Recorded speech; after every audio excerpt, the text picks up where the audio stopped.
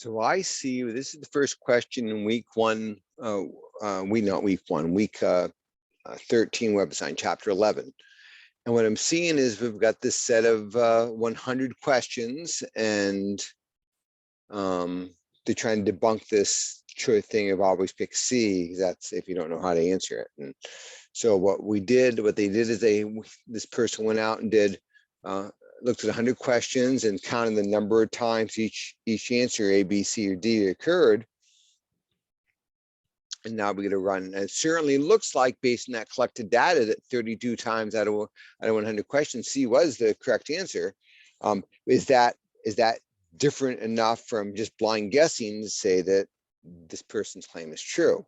Okay, so what we're trying to do here is, well, because it's a one-way table, it's the choice of the answer, and we're getting the counts.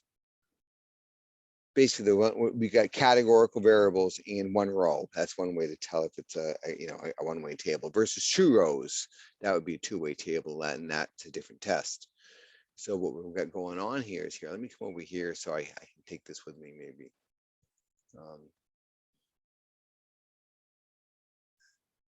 If you've watched any other videos like Dr. Stevens' videos about chi-square testing, what you know is we got the claim. The claim is that all these, well, what is the claim? The claim is that C occurs more often than just blind guessing, right? So what we're going to say is HO is that all answers are equal. That says no, there's no difference. It's just like all the other significance tests we've done. HO is always, there's no difference. So follows, so it would say follows known distribution, we could say something like that. Follows known distribution. All the answers are the same. And then H1 or HA is that it doesn't. HO false. And then what we do to get all these values, well, the observed frequency is, you see how, let me get a spotlight going here. Let me get a pointer going. This is the actual ones they observed from the collection of 100 pieces of data. So that would be 22 for this question. Now, what's the probability? Well, we're assuming HO says they're all that follows known distribution. Well, that they're all equal, all occur at the same frequency or same proportion. So 25% of the time they'll be the same. Now we'll look at some other questions here this week where they're not all the same, and it's very similar. It's not that much different. It's pretty easy to do. So what we'll do is, what's 25% of 100? Well, that's 25. And for all of these, because they're all the same, it's going to be 25. And then to get the chi-square values, so these are the squared residuals. If you're out there on MyOpen Math, sometimes they ask some wonky things. Usually when you're filling in those tables in MyOpen Math, they're looking for these squared residuals. Okay, so how do we do that? Well, if you looked at any other lessons here, let me come back here to, what you do is you do the observed value minus the expected value, and you square it, and you divide by the expected. Now I'm wondering if that's true. Yes, I'm pretty sure. Oh yeah, it tells us right there. But I'm glad I remembered that. And then what you do is, that's how you fill in each of these cells. And then the actual chi-square number, the test statistic, is you add those all up. So for this problem D, I observed 21 times we had choice D show up. And if it's just blind guessing at 25, and we're going to square that difference. And then you can divide by the expected of 25. So that's going to be -4 squared over 25.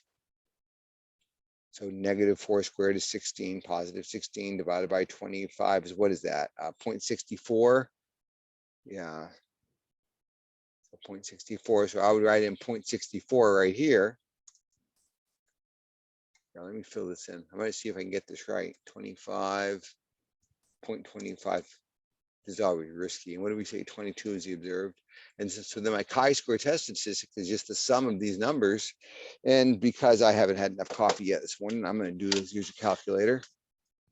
even with enough coffee, I'll probably use a calculator, but 0.36 plus 0 plus 1.96 plus 0.64, I'm getting 2.96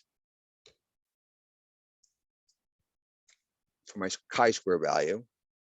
Now, what's the value for the degrees of freedom? So because this is a one-way table, what you do is you take the number of categories and subtract 1. So in this case, it's gonna be 3. And now to get that critical value, then you got to go to that z-score table. I much prefer p-values, and the applets really work well for that. But since they're asking us for that critical value, it's interesting they use t alpha instead of like a chi-square number. But anyways, here, I'm going to pause this video so you don't have to watch me opening up the file. So I'm opened up the chi-square table, and what page is this in textbook? 293. So I get 3 degrees of freedom. And oh, what level of significance was it? I never even looked. Let's see. 5%. It's a 1% level of significance. Okay, so 0.01, and we have 3 degrees of freedom. I have to have a chi-square value of 11.345 in order to be it shows statistically different, and it certainly isn't. So let's see if I can copy and paste that in.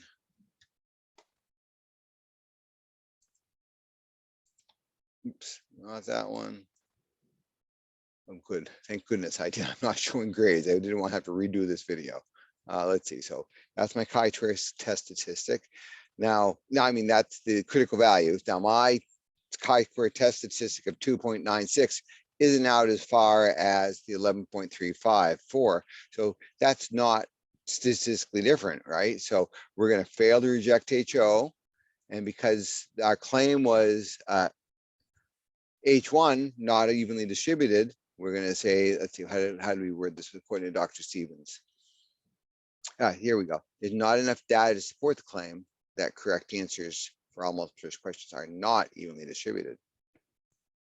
Okay, that should be right. Let's see, will it let me submit it halfway done? I think so. Submit it for testing. Let's see what happens. Let's see how I did. This is always risky. It like that, it like that, it like that, and it like that. So that's how you do it. Okay. That's how you do this specific question.